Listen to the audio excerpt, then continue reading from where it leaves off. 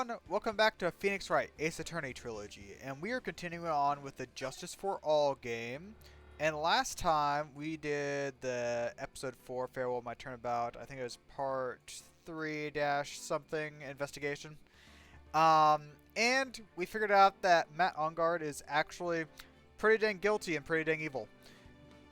He actually did hire the assassin to kill Mr. Juan Cordia.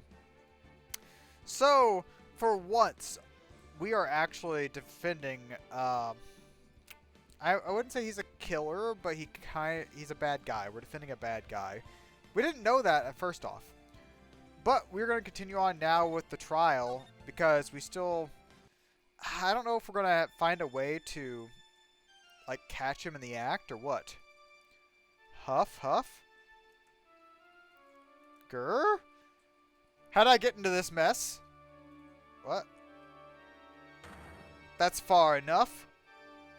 You can't run forever, Mr. Phoenix Wright. It's a dream again. What have I done wrong? I cannot allow you to go on like this. Huh? But I'm just a simple defense attorney. What? Silence. You are no longer worthy of your title. Crash with the mallet. The gavel.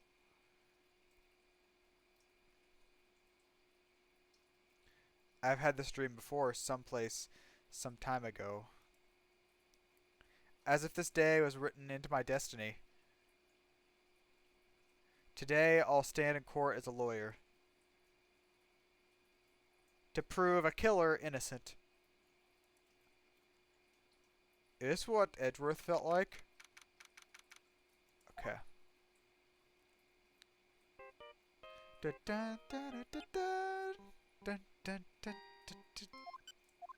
I love that ringtone. Oh, this is Phoenix, right? You don't look so well, dude.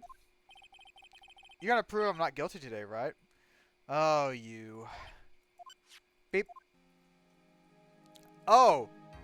He's gonna act all... What, do you just carry that glass around in your pocket or something like that? Full of liquid and everything? Jeez. And you're just gonna do this right in front of the courtroom? Really? If you please, Mr. Lawyer. Remember, it's just me! Your precious friend's life is riding on today's verdict, too! Now listen, you better get on guard a guilty sentence, okay? If you get that creepy slime bag and not guilty, I'll never forgive you. Ever. Maya, yes. Phoenix? Phoenix! Mia! Hey! Maya, how's Maya? I don't know. You don't know? She hasn't tried to channel me since yesterday. Mia, what am I supposed to do? Well, like I said, for a lawyer, the worst of times are when you have to force your biggest smiles. But you can't give up. There's still some hope left. Stop it, please. There's nothing left. Not here, not anywhere.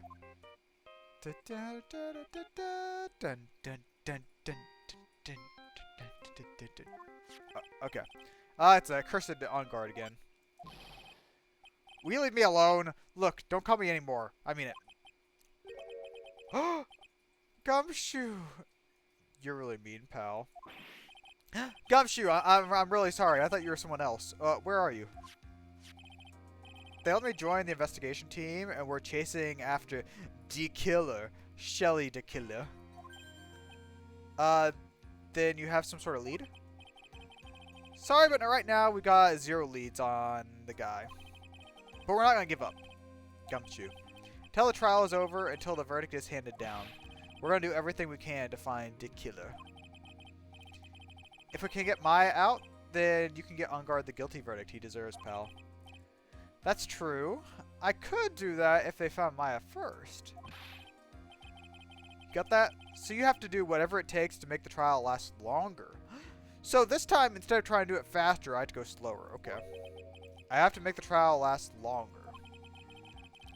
If you go at Mr. Edgeworth with everything you've got, then you two can draw it out. Now I get it. I believe in you, pal. You and Mr. Edgeworth can do it. So believe in us. We're gonna give it all we've got, just like you. Thanks, Gumshoe. Hey, Phoenix? You understand now, don't you? You have something money will never be able to buy. Friendship. Yes. It's the strongest weapon in the world, and you have it in abundance. Looks like we're not completely at the end. I have to make the trial last as long as I can. Gumshoe will come through, I know it. March 23rd, 10 a.m. Let's go! Okay. Court is now in session for the trial of Matt Ungard. Defense is ready, Your Honor. Prosecution's been ready for a while, Your Honor. Now I recall we concluded yesterday's session with a big mystery on our hands. The mystery being, what exactly was Miss Adrian Andrews' role in this murder? That is to say, is she really connected to the crime herself? Mr. Edgeworth, if you could please inform the court of today's proceedings. Adrian Andrews forged evidence that threw suspicion onto Mr. Ongard, then proceeded to escape the crime scene by wearing a nickel samurai costume. Exactly. She stabbed the body, okay, and then she also left that glass there. The guilt of these actions are those from which she cannot escape. Then you're saying that she is guilty after all? I'm not finished, Your Honor. Miss Andrews has nothing to do with the committing of the actual murder. I would like to direct the court's attention to this card. Is that? It looks like a shell. This is the calling card of a certain assassin. Assassin, you say? Yes, Juan Correa was killed by a professional assassin. And the person who hired the assassin, his client, so to speak, is Matt Ungard. Edgeworth, are we for sure we want to like bring this all into the open? What a surprising turn of events. I would think it's become commonplace by now, Your Honor. I know it's going on this time, so I know that everything Mr. Edgeworth has said is true. But we still have to hold out as long as we can. At least until Maya is safe and sound. Wonder how the trial will turn out today. Now then, please call your first witness, Mr. Edgeworth. Prosecution calls the defendant's mentor, Mr. Will Powers, to the stand. Now then, witness, your name, occupation, please. Okay. I'm, Will Powers. I'm a poor, underpaid action star. And what is your relation to the defendant? Well, that's, I guess I'm sort of a lousy mentor to him in a way, yeah. Mr. Powers, please, you don't need to put yourself down so much. Sorry, well, it just kind of a nothing sort of guy. On the night of the murder, you visited the defendant's room. Is this correct? Yes. I didn't know that. Okay. But you know, I didn't actually get to see Matt when I went. All you need to do is answer what you've asked. Now then, I would like you to please testify what you went to Mr. Ungard's room for. Okay. He looks so much different. After the award ceremony, I went by myself to Matt's room. Matt was standing there in the front of the room, still in his nickel samurai costume. He was talking with someone at first, thought it was the bellboy. That's Shelly. That's Shelly the killer. I watched the two of them for a while, but then I gave up and went back. I had guests with me that night. I couldn't make them wait for me. Was I one of the guests? Nothing sounds out of place in Mr. Powers' testimony. And talking with the bellboy is no big deal. If one assumes that the person Mr. Ongard was speaking with was an ordinary bellboy. What are you implying, Mr. Edgeworth? Well, Mr. Wright, let's have your cross-examination, shall we? He knows that the bellboy is Mr. Shelley the killer. Looks like we're in another sticky situation. A trap, can't you smell it, Phoenix? But for us to find out more, we're going to have to charge in head first. Okay. After the award ceremony, I went by myself to Matt's room. Okay, press him on it. The defendant's room? Why did you go there? Well, I'm his mentor, like a big brother sort of, and I wanted to say congrats. What's wrong? Why do you stop? Mr. Wright? What is it? You're going to try to trick me into a corner, aren't you? No, I would never do that, Mr. Will Powers. No. I know. I'm just a poor, underpaid action star, but I'm not the killer. No one said you were, Mr. Powers. No, please, don't trick me. Every time you do your lawyer thing, the witness finally turns into the bad guy. He's not wrong. Every time? Witness? I will personally talk to the defense at a later time. For now, please kindly cooperate and continue with your testimony. Sorry. So you went to the defendant's room and then? Hey, wait a minute. When and how did I suddenly turn into bad guy? Matt was standing there in the front of his room, still in his Nickel Samurai costume. Are you sure it was Matt on guard? Yeah, I'm sure. He wasn't wearing the Nickel Samurai mask then. Oh. And what was the defendant doing, standing in front of his own room? He was talking with some bellboy. At first. The tomato juice. Well, he was the bellboyish uniform, and he had a bottle of juice in the tray. Sounds like an ordinary bellboy to me. Yeah, but I don't think he was a normal bellboy. And why was that? Why did I think that, Mr. Wright? How am I supposed to know? Sorry, but I can't remember right now. Sorry. You can't remember? Okay. I watched the two of them for a while, then I gave up and went back. Yeah, you saw them together, correct? Yeah, the bellboy just wanted to say congrats. Now, while you were standing, the two of them, do you notice anything strange? You know I did feel something weird. I think it was because Matt, well, he gave the bellboy a tip. A tip? That is weird. How long did you watch the two of them? Not more than a minute or two, I guess. I had guests with me. Oh, yeah, I was the guest, right? So who were these guests? You guys, of course. You, Maya, and Lil Pearl.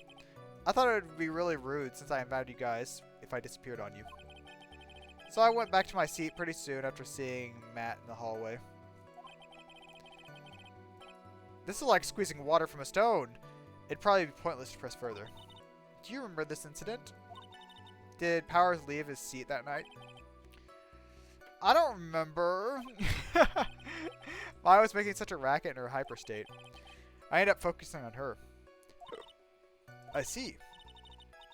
In any case, from this story, he probably wasn't gone for very long. After the award ceremony, I went by myself to Matt's room. Oh, wait. Okay, so this is all the same. Okay, let's press on this again. At first, what do you mean? Why did I think that? How am I supposed to know? Wait, actually, Mr. Powers, only a few months ago you stated that you think... Oh, there! So, we had to go backwards a little bit. Okay. Because he gave the bellboy a tip. Okay. Could it be that you felt something strange about the tip-giving incident? Yes, that's it! I really know... You really know your job. Mr. Edgeworth? Yes, Your Honor? This bellboy. He wasn't an ordinary one, was he? Who's to say? Come on. Perhaps we should let the witness tell us. Very well. Mr. Powers, please amend your testimony. You mean about the bellboy, right?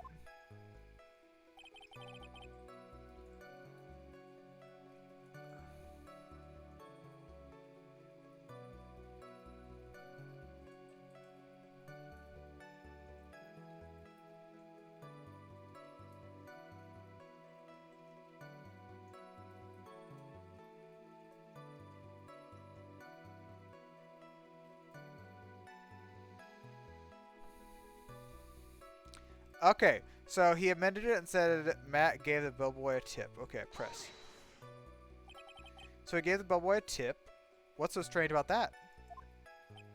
Well, you see, Matt's not a poor penny pincher like me. I was trying to figure out how much it really was because the tip really shocked me. How much was it? That's when something even more surprising happened. The bellboy was putting the tip he got in his pocket. And that's when I got my first good look at the guy's face. I was really shocked. I'm afraid I don't follow. Okay, so I feel like we should probably ask about the face. Well, let's ask about the tip first. Okay, we can ask about the tip first. Okay, it's a huge star. He could afford to give generous tips, wouldn't you agree? But giving him that much was maybe a little too much, I think.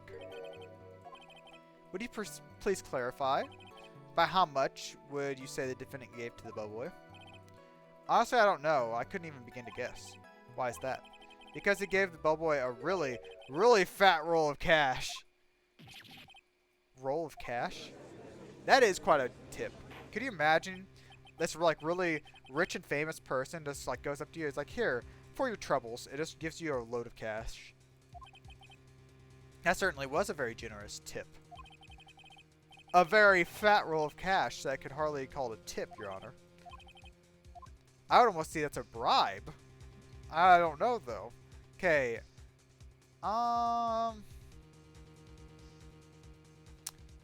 Let's wait and see what happens. There's nothing I can really object to here. I mean, who can argue that a fat roll of money isn't a really odd? So suppose that roll of cash was not a tip. Then what was it? A payment. Oh, okay. Payment, bribe, same thing. Yeah. Huh? Payment. Isn't it obvious? For the murder of Mr. Juan Cordia. Then the bellboy the witness saw. Yes, he was the assassin. Judge. Beautiful. Hold your horses now. Mr. Edgeworth, you don't have any proof of this, do you? Have I ever been unprepared to support my claims, Your Honor? I have here the card Shelley DeKiller left at the scene of the crime. Shelley DeKiller? He is the person the police special investigation team has been chasing for ages. I am certain that the person the witness saw was this very assassin, Shelley DeKiller. Really? What is wrong, Mr. Powers? No, nothing. Something just clicked in my head, and I think I just figured something out. Actually, I saw that bellboy again later that night. What? Mr. Powers, please testify. Tell us what you saw. Yes, sir. Right away. Okay. Second time. This time, I was in that hallway because I had to go to the bathroom. That's when that bellboy I saw earlier came out of the room. Of course, when I say room, I mean Mr. Juan Cordia's room. Now I think about it, that bellboy did seem kind of out of place. So he had to be the assassin, I'm sure of it. I mean what? Thank you very much. That's all we need for now. But I'm not done. There's still more. Let's first establish that the bellboy is truly Shelley DeKiller. So the bellboy came out of the victim's room. If that bellboy really was the assassin, then I think the answer is fairly obvious. That'd be correct, Your Honor.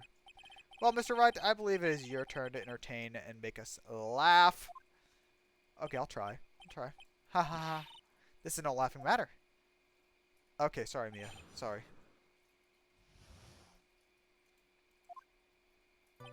Okay. And what time was that? Well, I don't remember. The award ceremony ended around 8 p.m., right? And I went to Matt's room pretty soon after that and then came back. Then I went to the bathroom. So I guess maybe around 8-10 p.m. You're not one for details, are you, Mr. Powers? Sorry. I thought I could maybe catch Matt and say my congrats. That's when I saw the bellboy came out of the room. Mr. Juan Cordia's room. Are you sure it was the same bellboy? Yeah? How could you tell? All the bellboys wear the same uniform after all. He saw the face, I'm guessing. But you see, Well, he had those stitches in his face. Irk. So I'm sure it was the same guy. So which room did the bubble come out of? Quancordier's room.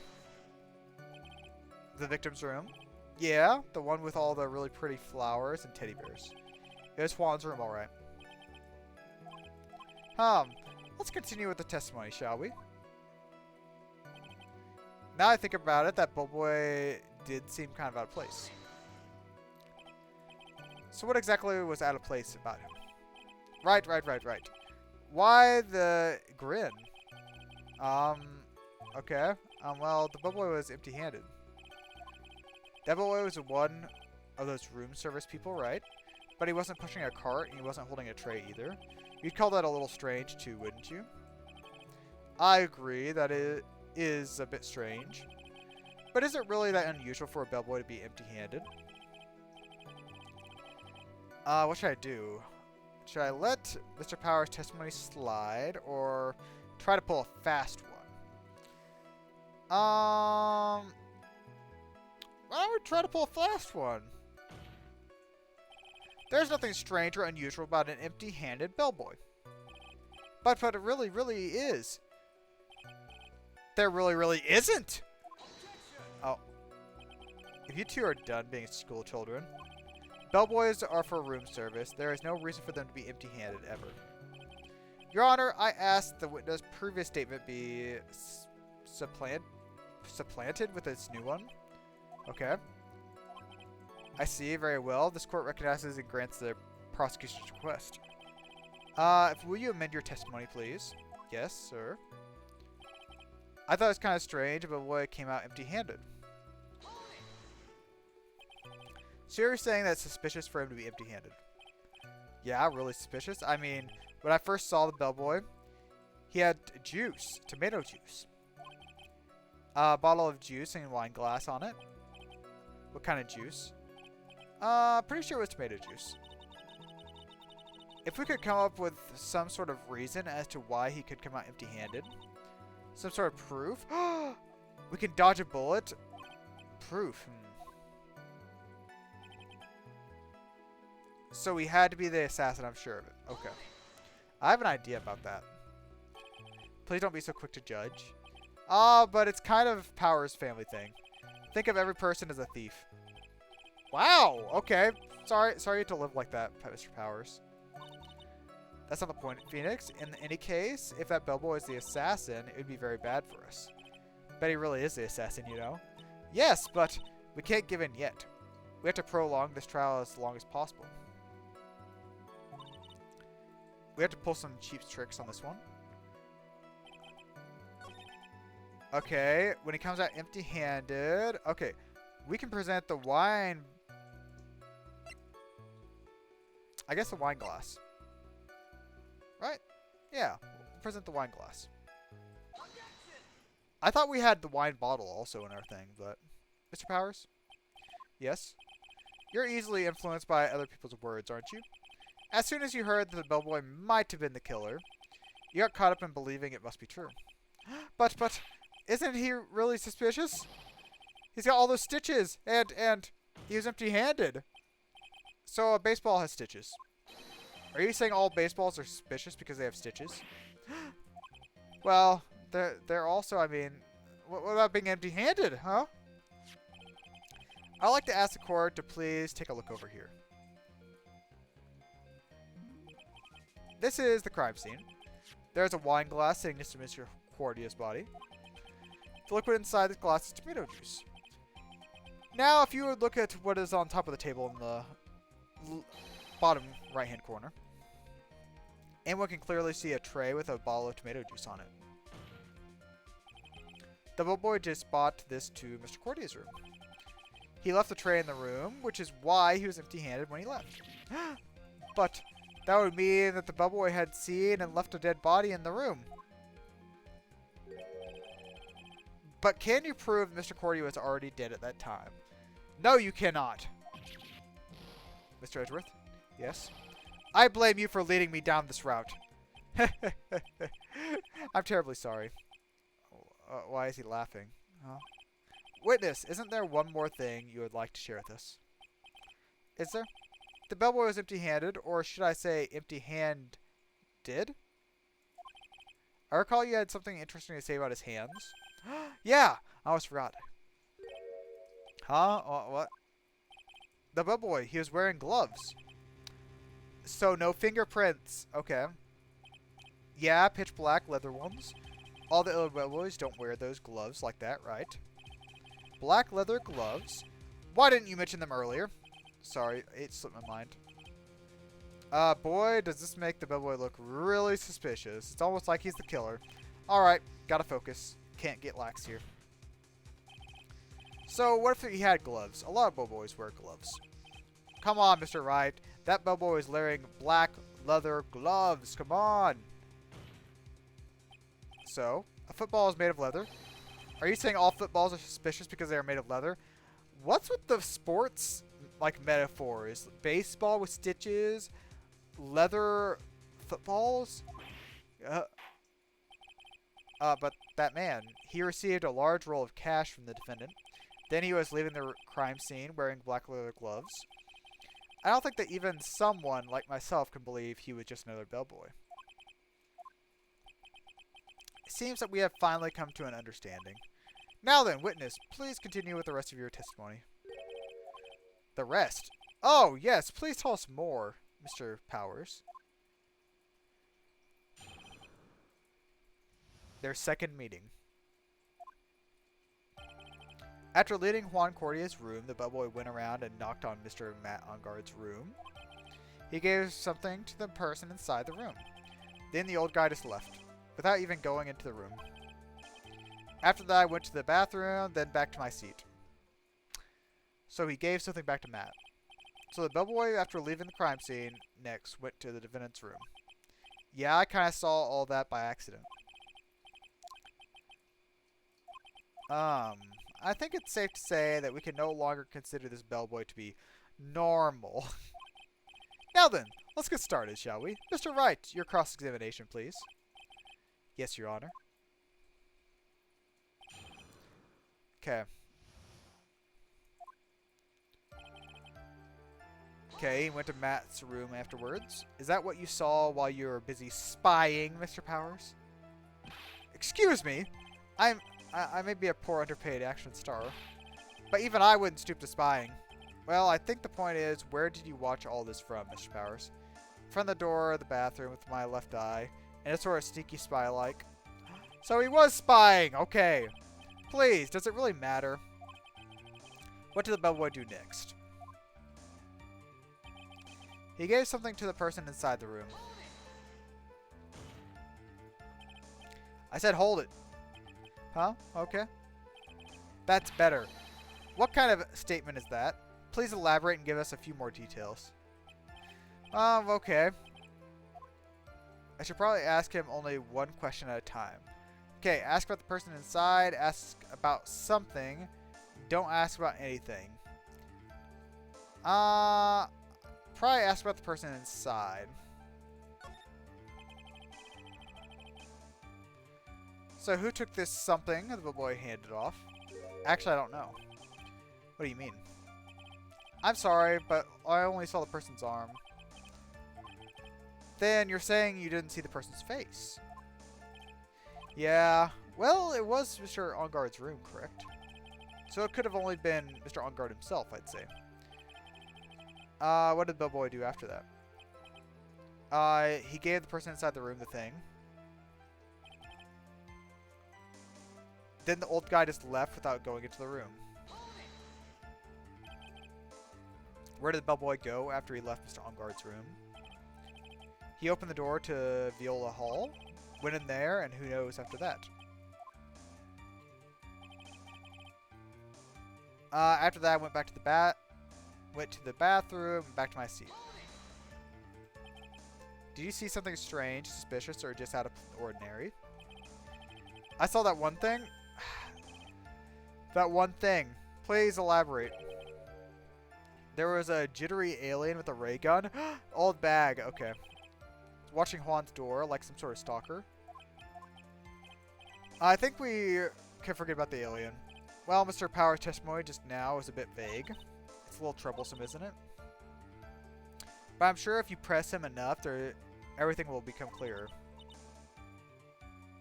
But that makes it harder on us, doesn't it? Talk about lose-lose. Okay. He gave something. Okay, let's press again here and figure out what the something was. Okay. What kind of statement is that? Yep, we went through this already. So ask about this something. What was this something?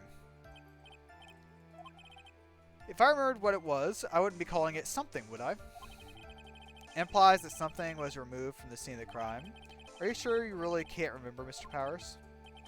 I think it was something kind of small. I would like to summarize the testimony up to this point, if you don't mind. When the bellboy left the crime scene, he immediately went to the defendant's room. There he handed a small item of some sort to the person inside. As for the person who received the item, all we can say is we could see the person's arm. Yes, it was just like that. Edgeworth, is all this really important? Of course, Your Honor. I think this is the utmost importance. This is when whatever was removed from the crime scene was handed over to the client. Powers, please try to remember what it was that the bellboy handed off. I think it was... No. If you remember, please add it to your testimony. Yes, sir. If I saw it again, I could say for sure, but I think it was some sort of wooden statue. Okay, let's press on it. A statue. Yeah, it's kind of looked like one, I guess. If I saw the actual thing, I'd probably remember. You're going to have to trust your instincts to this one and take a chance, Phoenix. I feel like we're going to have to... Let me see. Let me look at our... Do we have anything that looks like a statue or a figurine or... This? This? It is a figurine. This is a little too big. That's a stuffed bear. But that. Okay. Let's go back around to that one. If I saw it again. Okay. So, let's see if this bear figurine matches what he saw. Oh, the music stopped. Okay, this is probably it. What was the point of that pause? Where did that objection come from? Well, speak up. Well, it was me, Your Honor. What is it, Phoenix? I have a feeling that something bad is going to happen once I show this. Mr. Wright, if you have something to say, please spit it out. Yes, Your Honor. Mr. Powers, the something you saw... Was it this item? Hey, that's it! That's the something. Whoa, Mr. Wright, you really figured it out. Huh, I recall we found this at Master Matt Onguard's mansion. At the defendant's house. Oh, this isn't looking good. Not for Mr. Matt Onguard. Oh, no. It's simple, Your Honor. Shelley the killers assassinated Mr. Concordia in this room, and then he stole this wooden bear from the scene of the crime.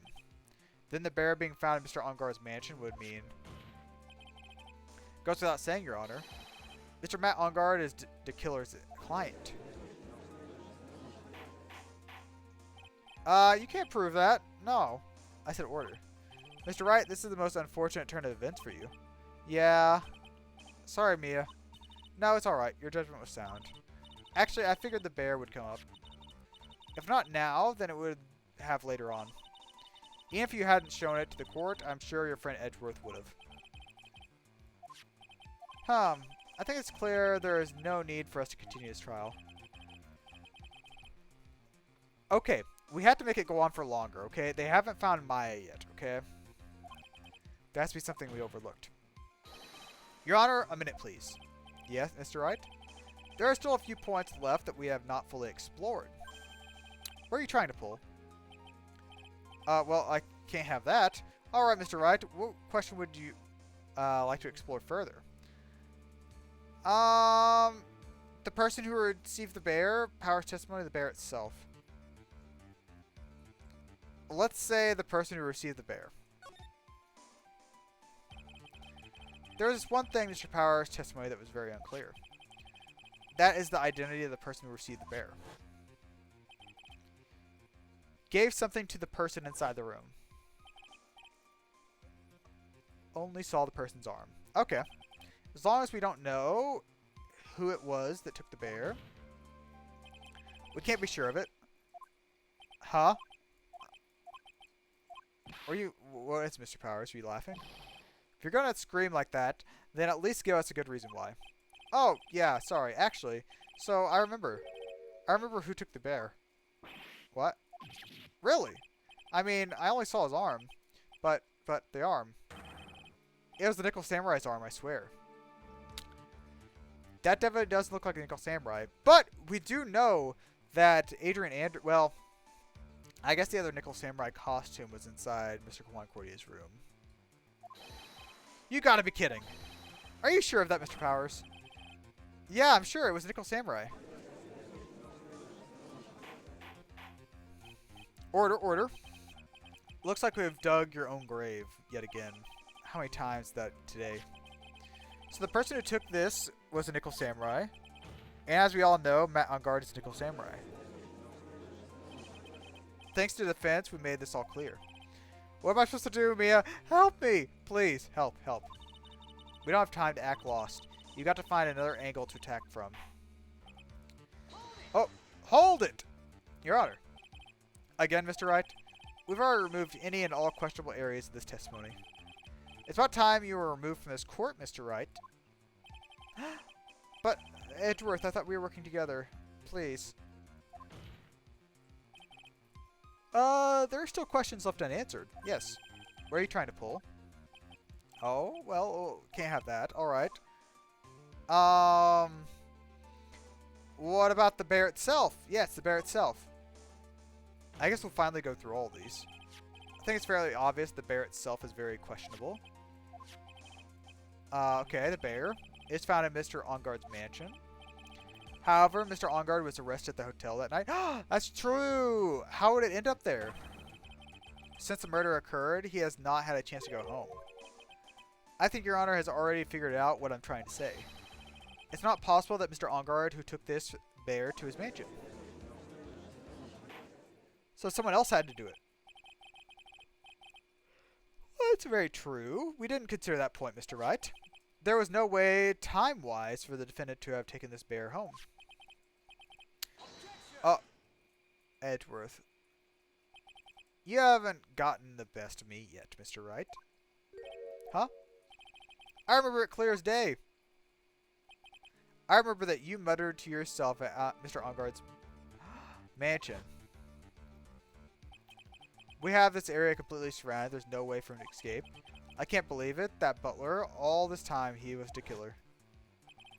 The killer and Onguard were working together, so to speak. And the killer was hiding at Mr. Onguard's mansion as its butler. A bold move. The bear figurine was brought back to Mr. Onguard's mansion by the killer himself. When it looked like he was about to be arrested, Onguard had him do so. I assume because it would have been bad, the police found it during their investigation. Well, Mr. Wright, you've been quite quiet for a while now. I think we've heard enough. We now know why this bear figurine was at the defendant's mansion, as well as who it was that received the bear from the assassin in his room. Everything has become very clear. The client who hired the assassin to commit the murder was Mr. Matt Onguard. I see no reason for this trial to continue. Therefore, I will now hand down my verdict. Thank you, Your Honor, for your understanding. You see, Mr. Wright, you could not win against the truth, could you? I knew it would turn out like this. After all, what Edgeworth was stating is the truth. Any objections, Mr. Wright? Well, do I? What should I do?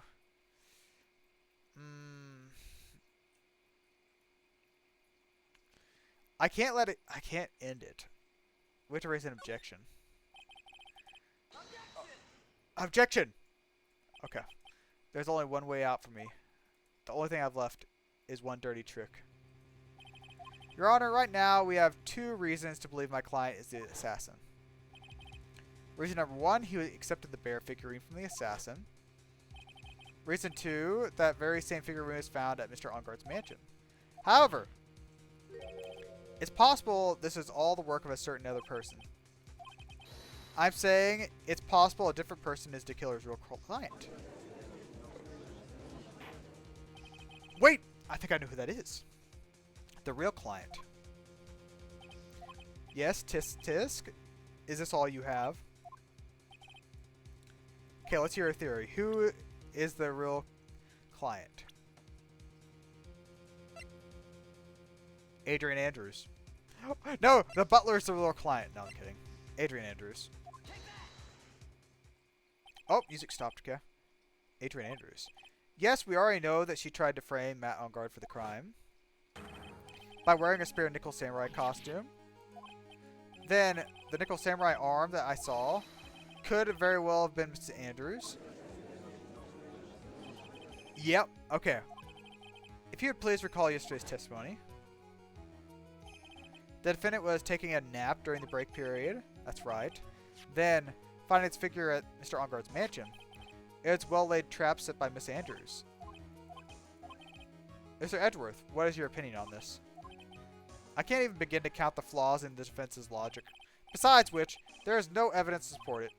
However, I can't fully discount its possibility either. Was it the trial? Come on. Anyone tell Enguarde did it? I can't believe the defense could go so far as to pin the guilt on someone else. Unbelievable. Oh, this is to save Maya. This is to save Maya. Come on. Even if the whole world turns against me, it's one fight I can't give up on. Order, order. All disruptive parties will be forced to leave the courtroom.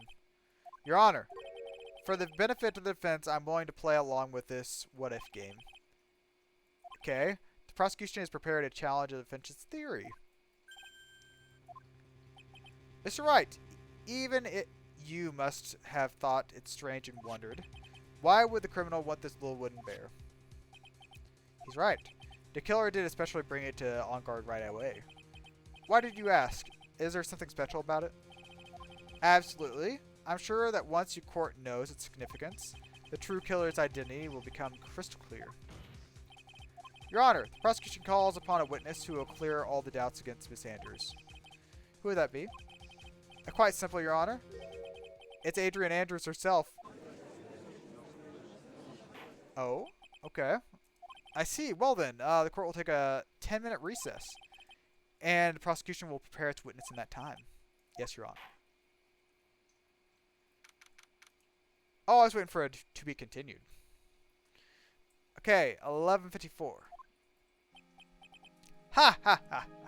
Oh, I knew it was a good idea to hold her hostage. Don't you agree, Mr. Lawyer?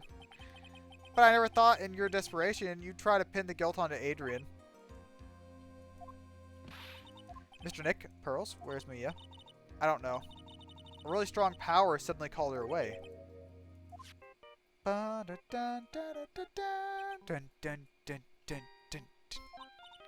Nick, your phone. From Gumshoe. How's it going? Have you been hanging in there, pal? Sort of. We just barely found something to latch onto. That's good, pal. What about you? Anything yet? Have you figured out where the killer and Maya are? We still don't have any leads, but what? If we just had one, even a single clue, it would be really helpful. If I was only able to come up with something. I've got to keep the trial going until Maya's been rescued. But have I just run out of luck this time? A tent. A tent. I can see a circus tent. Mia. Looks like Maya was unconscious until just a few minutes ago. As soon as she woke up, she called for me. So it was Maya that called you away? She locked in a dusty little room right now. But I can see a circus tent outside the window about 300 feet away. Gumshoe, is there a circus in town?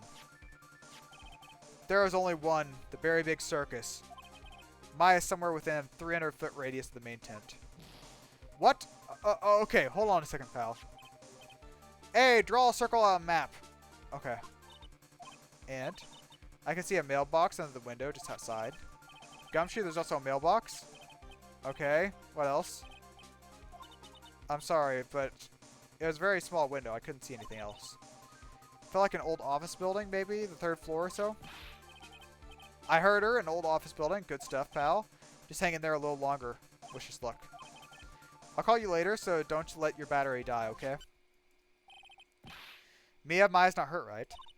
She's in pretty bad state, Phoenix. She's been starved. Looks like we're out of time. Are you alright? Only a matter of time before Maya's rescued. I can do this. I just have to make the trial last a little bit longer.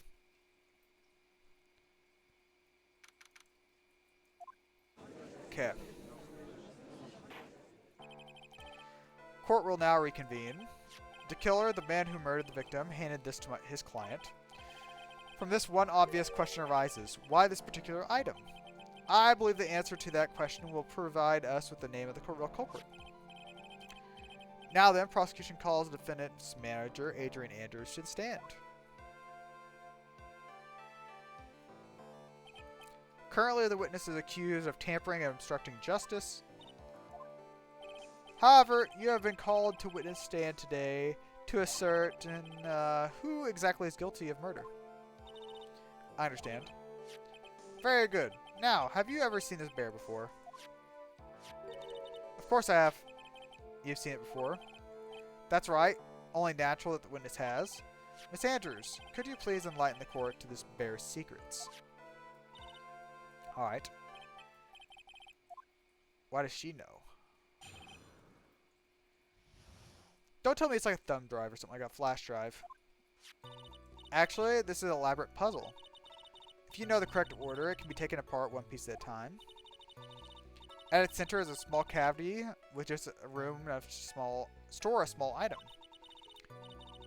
Because of its complexity, if you don't know the order, you can't open the bear.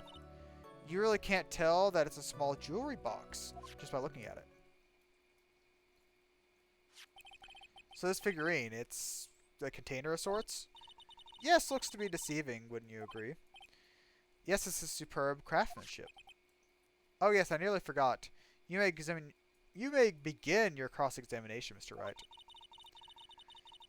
It looks like there really was something to the bear after all.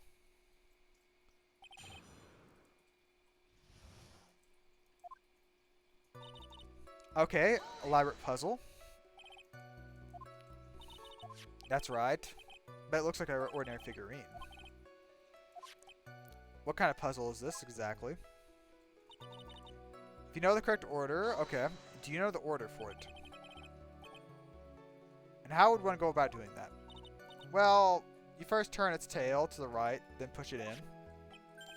Oh, yes, I see. After that, the arms and legs are free to move and can be removed. This is most interesting. A boy and his new toy. Oh, don't mind me. Go ahead, carry on. I think he's lost it. So what do you find after you take the puzzle apart? So, to store a small item. So how do you know that? I know because I was the one who bought it. Huh? It was a souvenir from a friend I went to Switzerland. Okay. Then this was a present from you. That's right. It was a puzzle in the shape of a bear, so I thought it'd be perfect for Juan. Okay, continue your testimony. Because of its complexity, you have to know the order to get it apart. So who exactly knew how to solve this puzzle? Only the two of us, Juan and myself. It was a souvenir from Switzerland, so I doubt there's many people with the same bear in this country. But it looks like it can be easily broken, especially if someone wanted to get what's inside. Well, it's a toy, but it can never be the same again once it's been broken. Okay. Who else knows this bear is actually a small container or jewelry box? Never told anyone. And as long as Swan never told anyone either, then only the two of us knew. Then of course that means Mr. Onguard didn't know, right? Okay. Wooden puzzle, only Cordia and Andrew know how to open it. Can I get her to open it? Well, Mr. Wright, I think even you have come to realize that there is one very important fact we have uncovered. This bear is actually a jewelry box. Now that we have agreed to this point, there's only one logical question comes next. What is this? What is inside the box? What's in the box? Come on. What's inside? That's right. That's what we are going to find out next, witness. Yes. You're the only one who can open this. Please. Okay, go ahead and open it. All eyes are on Miss Andrews as she solves the puzzle. I have opened it. Is this what you wanted? What is that? It looks like a note. I don't think we need to guess what it is, do we, Mr. Wright? It's a suicide note. The suicide note. Left by Juan Cordia's former manager. Until now, no one knew its whereabouts, but just as we suspected, it was hidden. By the victim, Juan Cordia himself. It seems she had very beautiful handwriting. And she just as beautifully signed her own name on this document. This must definitely be the note she left behind before she committed suicide. Order! Witness, did you know about this?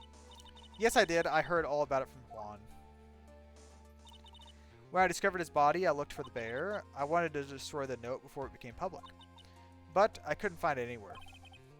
Because it already had been taken by the killer. Everything is going at Mr. Edgeworth's pace. So now that the suicide note has been found, what's the next logical question? What is written on the note? Yes. At least that's what I would think. Now then, I believe it is only appropriate the contents of this note be made known. I can't stop you, can I? I went through so much just to get my hands on it. And I was going to burn it, for her sake. I'm deeply sorry, but I can't allow you to persuade me to stop. Your Honor, if you could please read the contents of the note aloud. Very well. The judge's voice rang out loud and clear through the deathly silent courtroom. In her note, she left a record of all that had happened to her. About being used, then thrown away by Mr. Engard. About being engaged to Cordia and Engard's role in destroying that. And about how she decided in her despair to end it all.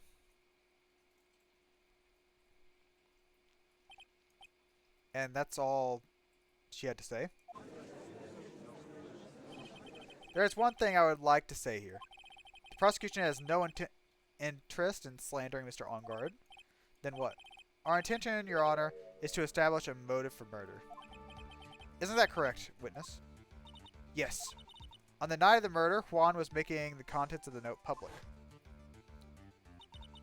After the post-ceremony show, he was going to hold a press conference. Matt Engard's values, above all, his refreshing like a spring breeze image. Which is why he had to stop this note from being made public. At any cost. Okay, so we have the suicide note.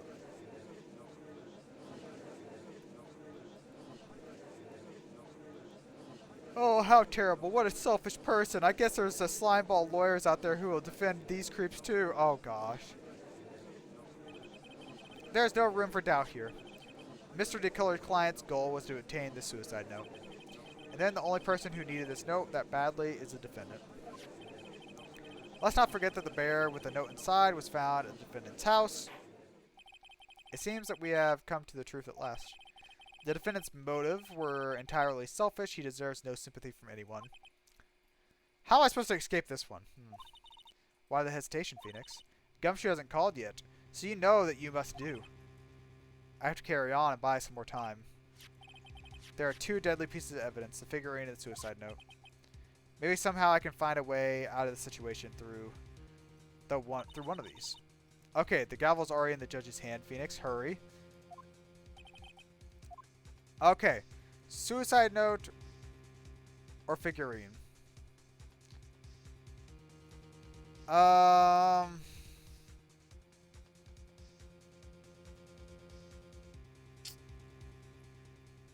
Let's do the note. Please wait, Your Honor. Oh man, look at that lawyer. He's still going at it. It's like he doesn't care. I think Your Honor believes that Mr. Matt on guard killed in order to obtain this note. Yes, that's correct. But that seems a little strange. In fact, I don't think there is a contradiction here. This note was hidden by Mr. Cordia until the night of the murder. If that's the case, I say that Mr. Matt Ongard could not have known what was written on this note. I didn't think about that. Yeah. Exactly. But I did think of it that way, and I thought it was strange. No one of their right minds would kill for a note without first knowing what it said. Good point, good point. Okay, I agree. Order, order. You make a valid point, Mr. Wright. Edgeworth, what is your opinion? It was just a flash, but I think I did rather well. Unfortunately, I think he believes differently. I believe a show of appreciation is in order. Huh? The defense seems to be in love with wishing more despair upon itself. I would like to direct the court's attention to this. The spy camera. A small video camera, Your Honor. The type of camera used by means of spying. Spying? What the? I thought it was in my possession. Mr. Matt Ongard and the victim both thought of the other as their biggest rival. They even went as far as to use this type of item to find out each other's weaknesses. The victim, Juan Correa, was being spied on. His personal life was being watched by none other than Matt Ongard. Yeah, with the bear, the stuffed bear. Order, ahem. Yes, Your Honor. You don't tell me you knew about your client's spying activities. Well, sort of. Sort of. This is not an acceptable answer, Mr. Wright. I see you are confused, Mr. Wright. You're probably thinking, but I have the camera that was in the stuffed bear's eye. But this camera that I have is not the same one. Last night, I searched the victim's house on a hunch. Using this. The bug sweeper, yes. By the way, Mr. Wright, the defendant's fingerprints were found on this camera. Ah, Phoenix. Looks like those cameras were hidden all over the place, huh? I think this is the end. It's fairly obvious that Mr. Ongard learned the suicide note through this. He was watching the victim all along. He got me good this time. Oh no, they're talking bad about me and On Guard. Phoenix, yes, Chief? Have you figured out what I'm going to do next yet? What you're going to do next yet? Okay. What am I going to do? I know it seems like Mr. Edgeworth is very close to putting the lid on this case, but in his eagerness to prove his point, he forgot one very important thing. What was it? There is a piece of evidence that he really should investigate. I really hate to see the good prosecutor get scolded for not remembering to look into the item when he had a chance. Alright, I think this time we should finally understand everything. Well, Mr. Wright, you don't have any other further objections, do you? Okay, so what would it be? Something you overlooked. Okay. We have to present something.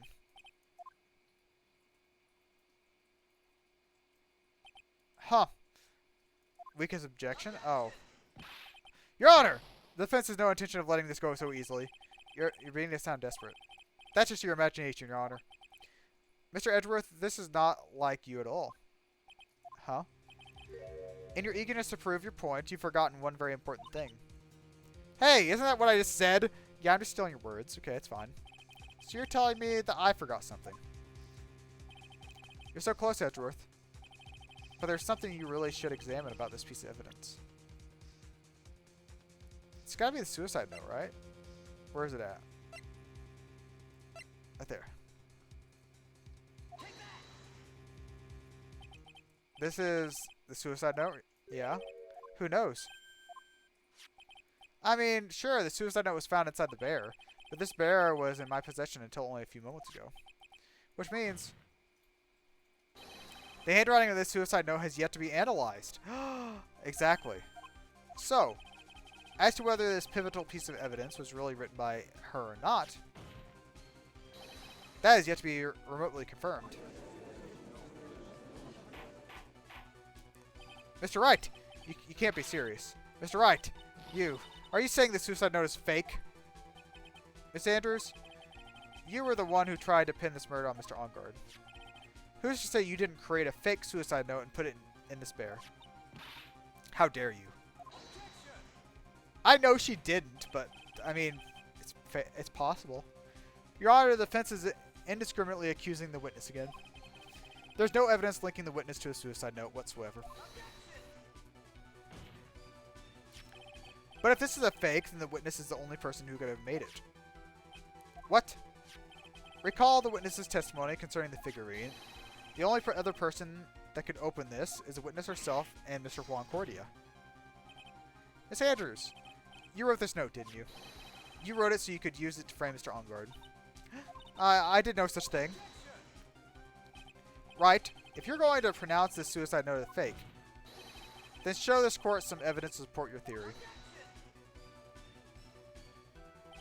Mr. Edgeworth, you were the one who presented this scrap paper as evidence. That means means the burden of the proof lies with you, the prosecution. We got him! That's enough. Mr. Edgeworth, can you confirm the handwriting of the suicide note? It is a defense has stated the handwriting has yet to be analyzed. If that's the case, it seems that yet again we have reached a point where a verdict is impossible. Impossible? This isn't good, Phoenix. The judge is going to carry the trial over for one more day. I don't think Maya will physically be able to make it another day. I didn't want to have to do this, but I have no choice. I request that both the prosecution and defense further investigate. I think we've reached the end of the line. Guilty. Guilty. Guilty! Guilty! Oh, gosh, everyone's saying guilty. The murmuring. Oh my gosh. Dun, dun, dun, dun, dun, dun, dun, dun, dun, dun. What is that sound? It's Gumshoe. Hello, Gumshoe? What is with him? Where's Maya? What happened to the killer? He got away. I'm sorry, pal. I really am. I don't know what to say besides I'm sorry. Wish there was some way to make it up to you. I really do. We found his hideout, pal, but the two of them were already gone. It's terrible. I'm gonna keep looking for them, pal. Don't you worry. I just need a little more time. But don't tell me we don't have any more. Guilty! I know he's guilty, okay? Quit looking at those eyes. Okay. Do you hear that? They're calling for his head. It's alright. I can't.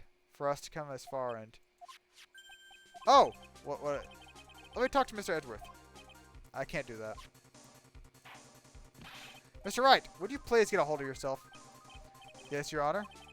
I'm about to end today's proceedings. You may take your phone calls after. Hold on, Your Honor. Edgeworth, catch! Take that! Edgeworth? Please, you gotta buy us some more time. Court is in session. I'm sorry, Your Honor. You were saying... Mr. Wright, this is a court of law. I'm sorry, Your Honor, but... I'm reluctant to do this, however. It appears I have no choice but to suspend proceedings until tomorrow. Court is now adjourned for the day. Okay, I don't understand why there's a problem, okay? We had to prolong the court trial for as long as we could, okay? So if the trial goes on till tomorrow, then that'll give Gumshoe a whole other day to keep looking. I mean, I know Maya's not in a good state. She's starving. But us holding the trial longer is not going to stop that, okay? It's not going to help her. Other than it just gives us more time to try to find her. Please wait, Your Honor. Edgeworth? What is it, Edgeworth? I humbly request another 30 minutes of Your Honor's time. For what purpose? We can perform the necessary tests on this piece of evidence in that time. But can you really obtain the results in 30 minutes? I believe we can, Your Honor.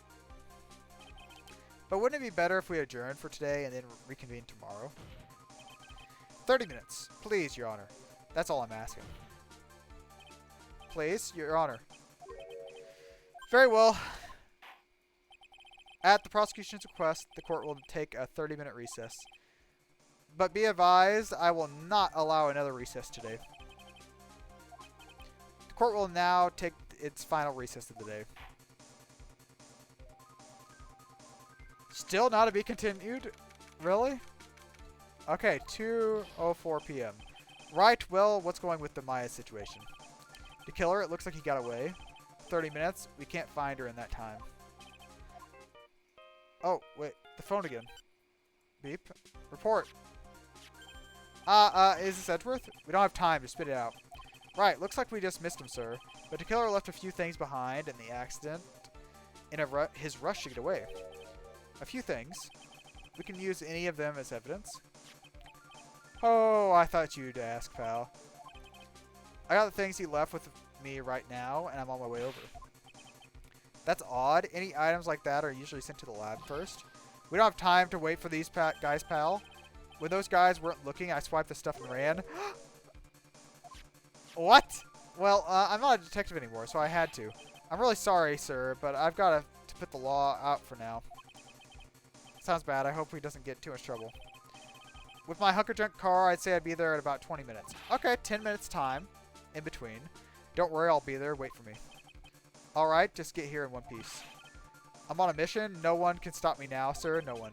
I'm pulling out all the stops and running every red light. I am by the murderer. Maybe there's something that'll be decisive enough to end this. Earthquake! Oh. Edward doesn't seem phased. Hey, what's wrong? Detective Gumshoe, answer me. No one can stop? Did he crash? Was that not an earthquake? Was that him crashing? What happened? Sounded like he had an accident. I'm sure. I guess his cell phone broke as well? What was he thinking? Gotta hurry and call for help. But we have no idea where he is. His cell phone is broken, and he wasn't driving a patrol car, so no radio either. Also, if we don't get those items to us before they do, the police will take possession of them. We can't let that happen. Well, if there is a way we can find out where he is, then we stand a chance. Oh, why did Gumshoe have to go get in an accident now? There's no way to find out exactly where he's at this moment. There is a way. There's got to be a way. What? How? Radio transceiver. I don't think that's it.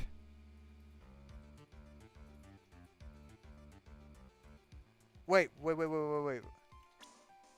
I remember someone has a tracker. Francisca Von Karma has a tracker on Gumshoe. Why are you bringing up Francisca at a time like this?